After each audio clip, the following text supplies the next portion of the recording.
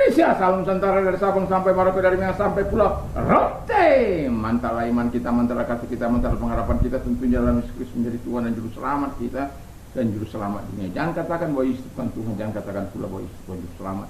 Dia adalah Tuhan, dia adalah Juru Selamat. Kalau engkau percaya, engkau akan diselamatkan. Kalau tidak percaya, akan dihukum. Yohanes 3:3-6 dan Yohanes 14 ayat yang ke-6. Dia sudah berkata, akulah jalan dan kebenaran dan hidup, tiada seorang sampai kepada Allah kalau tidak melalui aku. Dan Petrus menimpal dalam 104 ayat 12, dan keselamatan tidak ada dalam siapapun juga selain dalam Dia Yesus Kristus, karena di bawah kolong langit ini tidak ada nama lain yang diberikan kepada manusia yang olehnya kita diselamatkan. Mantap. Dan Yohanes 3 ayat 6 berkata, karena begitu besar kasih Allah akan dunia ini sehingga ia mengaruniakan anaknya yang tunggal supaya setiap orang percaya kepada yang tidak binasa melainkan beroleh hidup yang kekal. Haleluya, mantap. Dan juga dengan hati percaya engkau dibenarkan, dengan mulut mengaku engkau diselamatkan. Dan saya mengucapkan selamat pagi-pagi ini, dan biarlah kekuatan Tuhan, kekuatan Roh Kudus, kekuatan firman akan menolong kita untuk terus bertumbuh dalam kebenaran dan ketaatan dan takut akan Tuhan menyertai kita. Dan jangan lupa untuk memilih pada pagi hari ini dimanapun Anda berada, dan pilihlah orang-orang yang benar-benar punya reputasi yang baik di saat memimpin ataupun orang-orang yang mau mencalonkan diri. Anda bisa melihat reputasinya, sehingga pilihan kita dengan harapan kita memilih pemimpin yang tepat, yang mengasihi rakyat, yang mencintai. Dan pada pagi hari ini saya menyampaikan pemimpin yang menjadi teladan. Saya akan membawa 2 kali yang, karena kita tahu ini sangat panjang ceritanya. Jadi kita belajar dari Cornelius. Dan sebelumnya kita berdoa dulu. Terima kasih Tuhan, kiranya kekuatan Tuhan, kekuatan firman, kekuatan Roh Kudus, kekuatan doa, kekuatan iman menyertai setiap kami. Buka pikiran kami, cerahkan kami melalui kebenaran firman. Di dalam nama Yesus kami bersyukur dan berdoa. Haleluya, amin. Dan saya akan membacakan Kisah Rasul 10 ayat 1 sampai dengan 4. Demikian bunyi firman Allah. Di Kaisarea ada seorang yang bernama Cornelius, seorang perwira pasukan yang disebut pasukan Italia.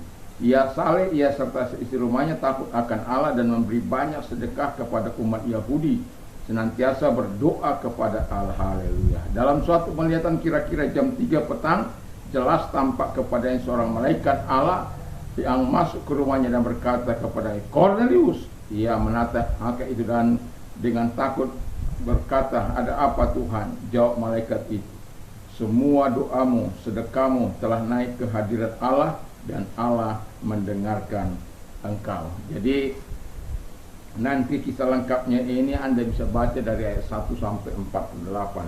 Saya sudah berapa kali membawa tentang tema-tema yang lain, karena memang ada banyak hal yang ketika saya membaca, menyelidikinya, dan Tuhan menyatakan berkat yang begitu luar biasa.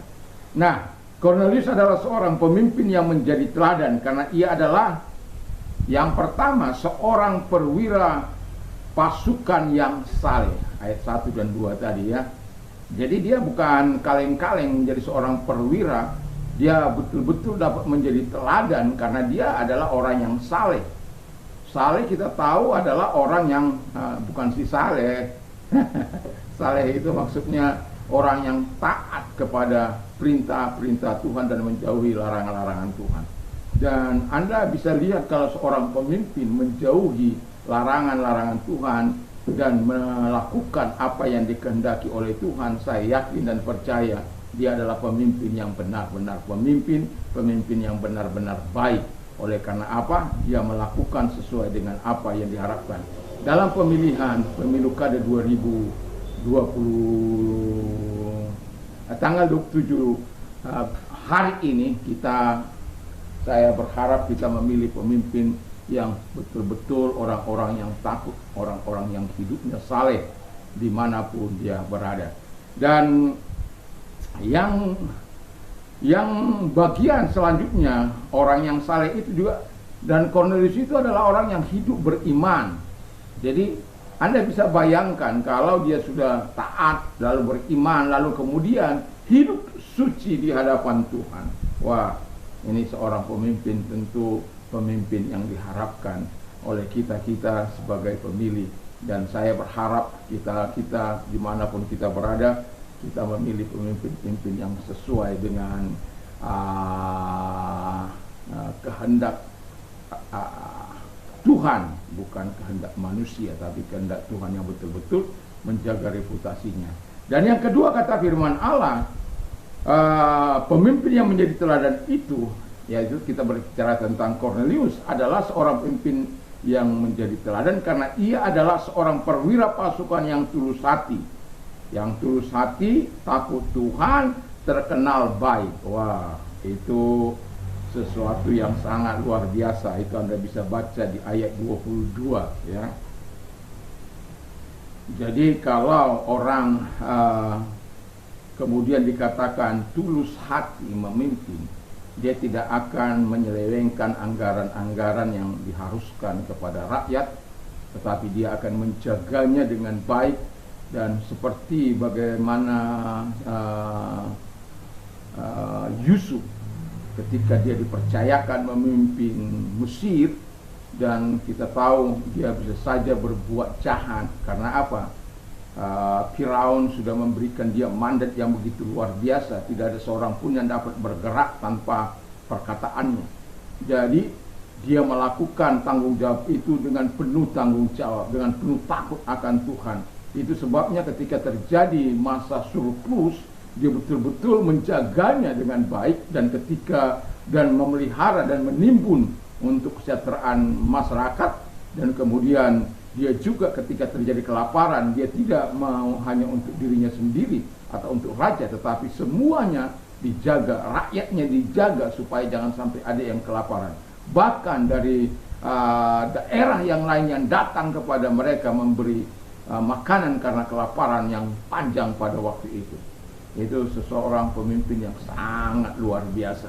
Dan kemudian kata firman Allah, kita tahu bahwa dia adalah orang yang takut Tuhan, bukan arogan, bukan sombong. Kalau orang takut akan Tuhan itu, ia akan menghindarkan perbuatan-perbuatan dosa, suap, korupsi, nepotisme, dan lain sebagainya. Kalau nepotisme yang baik itu tidak apa-apa, saya tetap mendukung ada nepotisme. Karena apa? Kalau memang berdasarkan kemampuan, ya kenapa tidak? Seperti yang dilakukan oleh Tuhan. Bagaimana Tuhan pun menolong Musa melalui Harun, melalui Miriam, saudara-saudaranya itu. Dan itu sesuatu yang tidak salah selama dia punya kemampuan untuk itu. Tapi kalau dipilih tidak punya kemampuan yang hanya merugikan rakyat, wah itu sangat membuat sengsara rakyat. Dan hanya menilep atau korupsi. Sekarang ini bangsa ini bukan bangsa yang miskin, bangsa yang kaya. Sehingga ada banyak orang-orang yang mentalnya tidak baik, yang moralnya tidak baik, yang tidak takut akan Tuhan, melakukan penyelewengan.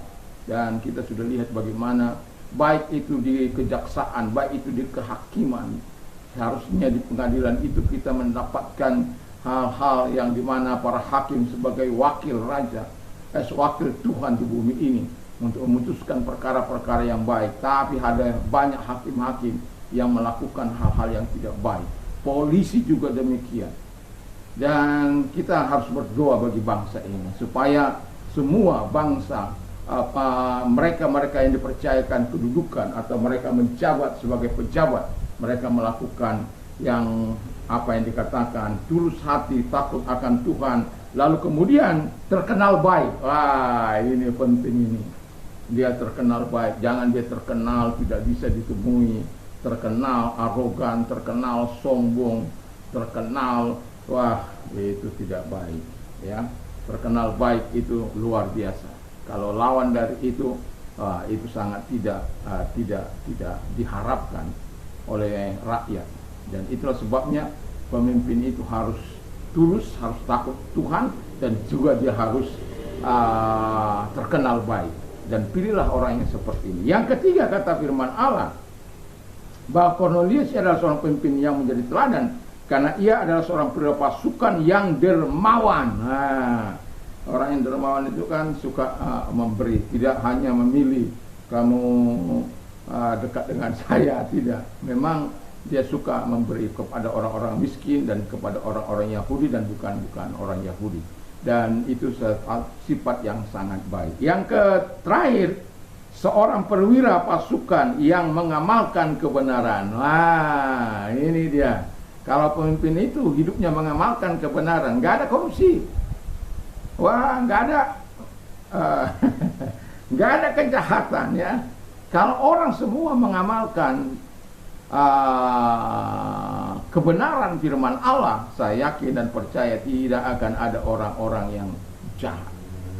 Pemimpin-pemimpin tidak ada yang korup, pemimpin-pemimpin tidak ada yang menyalahgunakan kekuasaannya. Pemimpin-pemimpin akan berjalan sesuai dengan apa yang diamanatkan oleh firman Allah kepadanya. Wah, mengamalkan firman Allah itu adalah satu cara bagaimana kita bisa hidup melakukan yang terbaik bagi nusa dan bangsa ini. Dan mari kita tetap melakukan yang terbaik dalam hidup ini, dan jangan melakukan apa yang tidak baik. Sebagaimana Kornelius memberikan teladan bagi kita, biarlah kita sebagai orang-orang percaya dimanapun kita berada dapat menjadi garam dan terang dunia, di mana sebagai garam memberikan cita rasa yang nikmat, sebagai terang memberikan arah, supaya kita dapat menunjukkan kepada dunia ini sebagai orang-orang percaya yang bahwa kita adalah orang-orang yang memiliki budi pekerti yang baik, yang hidup benar dan takut akan Tuhan serta saleh. Dan doa dan harapan saya, kita semuanya ada orang-orang yang ada di dalam sebagaimana yang diharapkan oleh firman Allah, dan kita meniru Kornelius.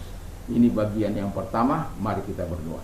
Terima kasih Tuhan, biarlah firman-Mu untuk kami bisa menjadi pemimpin yang baik. Setidak-tidaknya kami pemimpin yang baik di keluarga kami.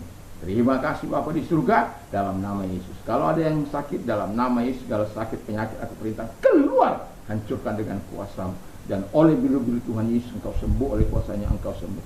Dalam nama Tuhan Yesus juga saya berdoa kepada mereka-mereka yang sedang mengalami masalah sulit dalam hidup mereka. Dalam nama Yesus, segala perkara-perkara sulit yang mereka sedang hadapi, aku perintahkan dalam nama Yesus, biarlah Tuhan menyelesaikan persoalan. Dan kalau engkau orang yang mau didoakan, angkat kedua belah tanganmu. Bapa di surga, lihat tangan-tangannya diangkat kepadamu. Tuhan tolong mereka, Tuhan selesaikan masalah mereka di dalam nama Yesus. Kami bersyukur dan berdoa karena pertolongan-Mu Kau berikan kepada mereka. Terima kasih, kami bersyukur dalam nama Yesus. Haleluya, amin. Selamat pagi, selamat beraktivitas. Saya mengingatkan kita untuk kita memilih pemimpin yang betul-betul yang takut akan Tuhan, yang hidup saleh, hidup benar, dan seorang yang tulus hati, dan seorang yang mengamalkan kebenaran. Masih ada sore nanti mungkin kita tidak sempat, tetapi saya sedikit bahas supaya kita tahu bagaimana memilih seorang pemimpin, yaitu saya hanya menggaris besar bagian yang kedua, supaya dia harus orang yang beriman dan suka berdoa seperti Daniel, dan rendah hati, seorang pemimpin yang rendah hati, dan juga seorang pemimpin yang baik dengan semua orang, yang menjaga hubungan dengan semua orang, tidak terkecuali ya, tidak karena engkau agama A maka aku tidak menjalin hubungan, atau kau pemimpin agama ini aku tidak suka dengan kamu. Tidak, pemimpin yang menyamaratakan semua, karena saya bukan pemimpin satu golongan tapi pemimpin semua masyarakat. Nah, itu baru hebat. Lalu kemudian yang terakhir, bahwa juga ya kalau ini sedikit agak riskan ya, karena apa? Dia harus mengabarkan kabar baik. Tetapi bagi siapapun dia harus suka mengabarkan hal-hal yang baik, yang indah, yang betul-betul dapat menjadi panutan dan cerminan hidup bagi masyarakat, untuk masyarakat itu baik. Tidak ada masalah itu. Dan biarlah kiranya Tuhan menolong kita, untuk memilih pemimpin yang baik dan berkenan di hati Tuhan. Tuhan Yesus memberkati. Mantap, mantap, mantap.